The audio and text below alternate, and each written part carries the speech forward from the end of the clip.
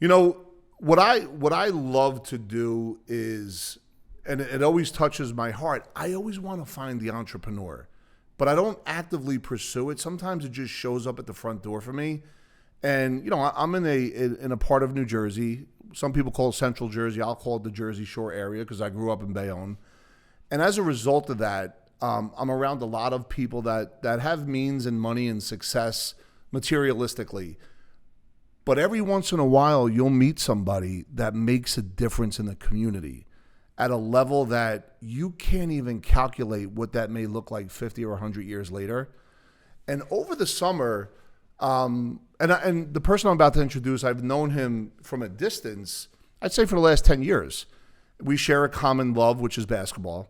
But the thing that's most interesting to me about as I began to cultivate a relationship this summer was the impact on the community locally through basketball and through being able to create a culture of inclusion. And I'm not talking about everybody wins a trophy, because time has to be put in to be part of an inclusionary environment. But I'm talking more about the desire to have people part of something bigger than themselves that are long felt after the game of basketball. It's not just about basketball winning games and state championships and county championships, although that is a good measurement. It's what happens with these kids afterwards. So today, without any further ado, I want to introduce Coach Shempy. Hey, Coach, how you doing? Mr. Gill, how are you, sir? I'm doing great, and thank you so much for being part of the meeting today. Awesome. I get pleasure. Jazzed up for podcast. This I have been jazzed for this one. So Coach Shempy has won 2 state championships in New Jersey and a Shore Conference County Championship. And by the way, that just doesn't happen at the front door. There's no recruiting that goes on specifically in your world. I grew up in a place where sometimes people would come from another state to go to the high school. Oh, yeah, for sure. So that's not part of what this is. But I want to get into all that. But before we do, if it's okay with you, could we start from the beginning? Because to me, your story is incredible on many, many different fronts. But most importantly, how basketball has played a part of it.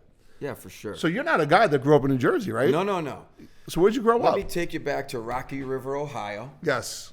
Rough along Lake Erie, the mean streets of Cleveland. No, I'm just kidding.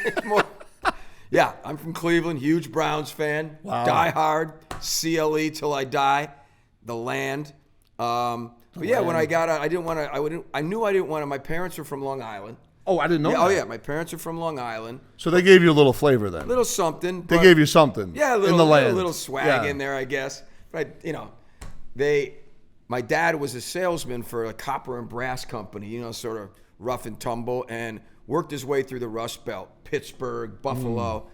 When I rolled in, it was Cleveland. Now, how many siblings? I'm one of 7. Oh, wow. Yeah. Youngest, middle, 7. oldest? 2 older sisters. I'm the oldest of 4 boys. Okay. And then my youngest sister. My mom was just not giving up till she had another girl. Yeah. Wow. Yeah. It was basically the 4 clowns and four clowns in the middle that just till another girl came. But so grew up in Rocky River, Ohio. Ended up going to St. Bonaventure University. Now, did you play high school basketball? Yeah, played high school basketball. What was your first step in? Like, what was your intro? Like, how'd you fall in love with the game? Right. So for me, I don't know, it was like from grade school on, I loved the game. And being in Ohio, it was football, wrestling. Yeah. Like basketball was almost like the leftover sport of a kid. But like from the very early age, like I loved putting like leagues together and 3-on-3s and pitting my buddies against each other and gassing it up. And I just felt like I loved the game. And what happened for me in the very beginning was I was super small. Going into high school, I was 4'11".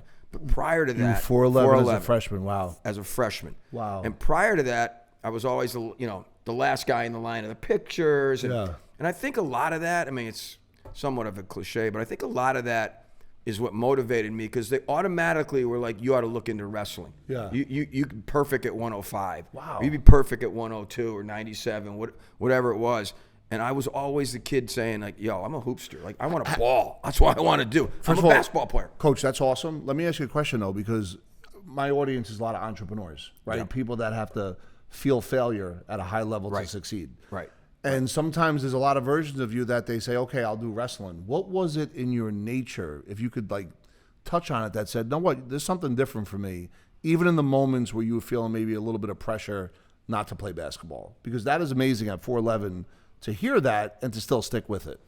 Yeah, I mean, as a coach, you wonder, can you instill that into a kid or a player? But I think in some instances, or in business, or in any aspect, it's all relative. All aspects of life, can you give someone can you pull the dog out of someone? Is it in there? Can they, is it just a faint bark, or can you make that a growl? That's a great title. Can you pull the dog out of something? I love it. And that's a lot of what life comes down to, but a lot of in coaching as well. So I think in the beginning, some dudes have it. Like, you're in there, and the minute someone says to you, yo, you shouldn't be doing this, your first instinct is, oh, I'm going to prove him wrong. Did you have a mentor, though, that guided you in those early years? It was interesting because my dad was a baseball player and a lefty, and he always sort of said to us, listen, I want you to play sports. I'm not going to get involved. Okay. He was actually a perfect parent as far as that is. No helicopter parent. Shocking.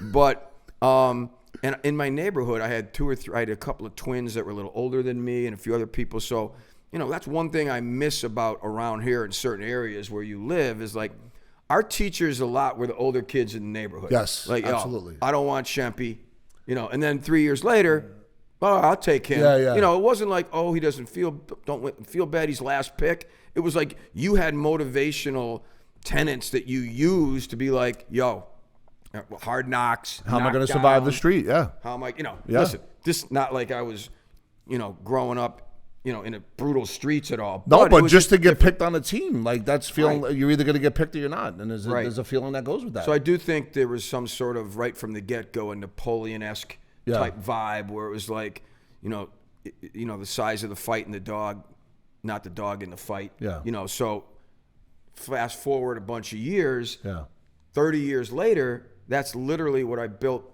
the high school program